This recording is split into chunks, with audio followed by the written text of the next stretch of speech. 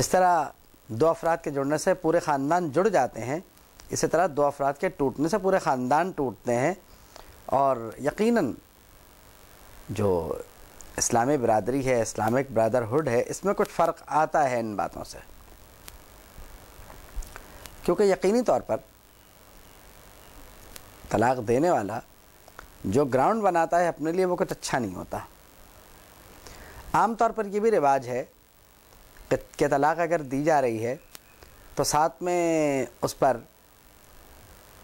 یعنی الزامات کا ایک ایسا ٹوکرا اس کے سر پر رکھ دیا جائے کہ جس سے اس کو خلاصی نہ مل سکے اور اس کے لیے ایک مصیبت کھڑی ہو جائے. تو ایسا نہیں ہونا چاہیے. اگر طلاق دی جا رہی ہے تو انتہائی سادہ طریقے سے دی جائے اور اس طرح سے دی جائے کہ اس کی شخصیت کو مسخ نہ کیا جائے، تاکہ اگر کہیں اس کا شادی بیاہ مزید ہونا ہے تو وہ ہو جائے. ویسے ہی ہمارے یہاں ایک بات مشہور ہے کہ جی لڑکا تو لڑکا ہے، اس کا تو ہو جائے گا، اس کا کیا ہوگا؟ جب آپ کو یہ معلوم ہے کہ عورت کا کیا ہوگا تو آپ طلاق دے کیوں رہے ہیں؟ اور جب آپ کو یہ معلوم ہے کہ اس کا تو ویسے ہی معاملہ مشکل ہے تو آپ اس کی مدد کرتے ہوئے اس پر الزامات کا بوجھ مزید ڈال رہے ہیں کہ جو ہوتا ہوا کام ہے وہ بھی نہیں ہو. یعنی ان معاملات میں تصویر کا یہ رخ جو ہے، جو مردوں کے لیے دیکھنا ضروری ہے اور مردوں کو جن باتوں کا خیال رکھنا ضروری ہے، عام طور پر دیکھا یہ گیا ہے کہ لڑکے کے خاندان والے بھی اس کام میں بڑا ہاتھ بٹاتے ہیں. یعنی طلاق جب ہو رہی ہو تو ہر ایک جو ہے بڑھ بڑھ کے الزامات، تھوڑے تھوڑے سے الزامات بھی مل کے لگا دیں تو اچھی خاصی ایک فہرست مرتب ہو جاتی ہے جو طلاق نامے کے ساتھ جایا کرتی ہے. تو آپ کے ذہن میں یہ بات ہونا چاہیے کہ کسی پاک دامن مومنہ پر، مسلمان عورت پر تہمت لگانے کی سزا جو ہے وہ 80 کوڑے ہوتی ہے اگر گواہ نہ لا سکیں آپ. اور عام طور پر طلاق جب دی جاتی ہے تو اس میں جتنے الزامات لگائے جاتے ہیں ان کا گواہ کوئی نہیں ہوتا، کیونکہ گھر کے اندر جو ہو رہا ہے وہ کس نے دیکھا؟ صرف گھر والوں نے. تو جو کچھ وہ کہہ رہے ہیں اس کے گواہ وہ خود ہی ہیں. 2 الزامات اس کی ماں نے لگائے، 4 الزامات اس کے بہن نے لگائے، ہو سکتا ہے کہ 2-4 الزامات دیورانی دے دیں، 2-4 جٹھانی دے دیں، ان کو مطلب کام ہو گیا اس کا. لیکن اگر ان میں سے ہر ایک 4-4 گواہ نہیں لایا تو یہ سب سزا کے مستحق ہیں. تو اللہ کے عذاب سے بھی ڈرنا چاہیے. زبان کا مزہ لینے کے لیے الزامات کے فہرستیں مرتب کرنا یہ مناسب نہیں ہے. کسی کی زندگی سے کھیلنا آپ کے لیے تو کھیل ہو سکتا ہے، زبان کا مزہ بھی ہو سکتا ہے، اس کی زندگی بھی برباد ہو گئی، لیکن آپ کو دنیا میں کتنے دن رہنا ہے؟ تو اگر ہمارے کے خواتین اور ہمارے یہاں کے حضرات یہ بات بھی سوچ لیں کہ ہمیں دنیا میں کتنے دن رہنا ہے، دوسرے کی زندگی کو کیوں نہ اچھے طریقے سے گزرنے دیا جائے، اور ہمیں جب زندگی گزارنے کا حق ہے تو دوسروں کو بھی ہونا چاہیے. آپ ایک بات دیکھیے، اس آیت کریمہ میں اللہ رب العالمین فرما رہا ہے الطلاق مرتان، طلاق 2 مرتبہ، یعنی 2 بار تک کی صورت یہ ہے کہ پڑتی تو بائن ہی ہے 2 سے، لیکن پہلی بار میں تو اگر 1 طلاق دی ہے اس نے تو رجعی ہو سکتی ہے، لوٹنے کی گنجائش ہے، مل کے رہ سکتے ہیں.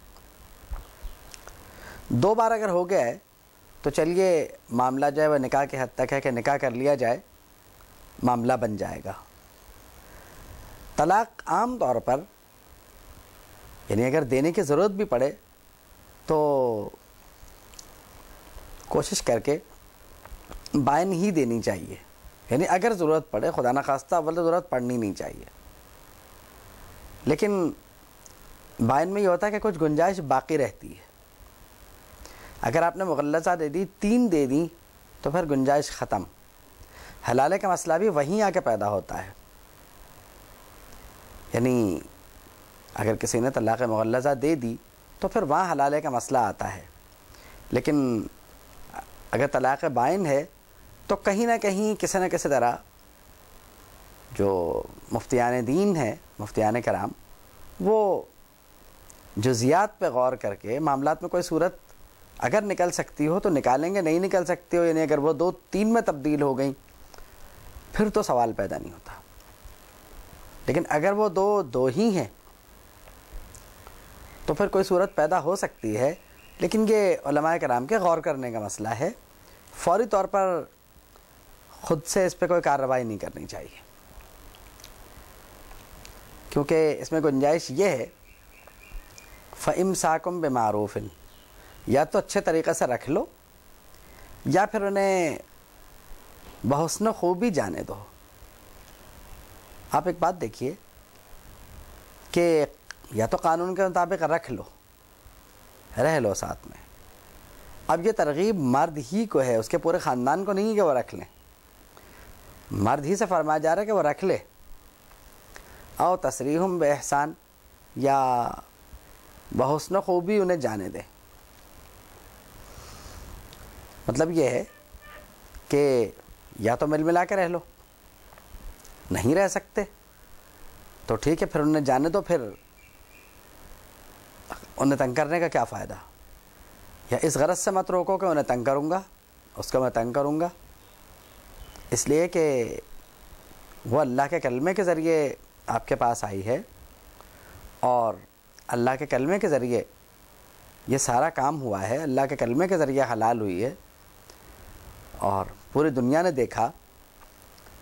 تو آپ دیکھیے کہ اسلام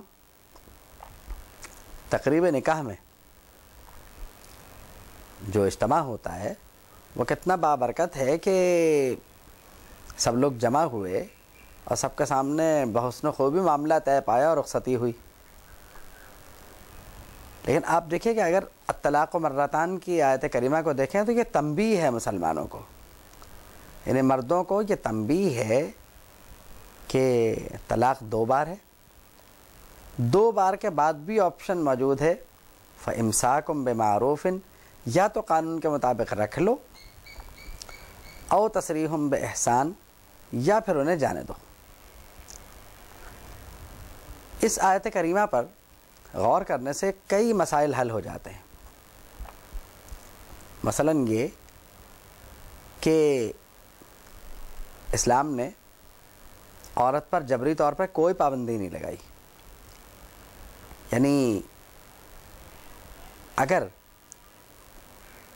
میاں بیوی میں نہیں بنتی تو پھر میاں کو چاہیے اسے تنگ نہ کرے، بحسن خوبی جانے دے. جب 2 طلاقیں دے دیں اور رکھنا بھی نہیں ہے تو اب جانے دو.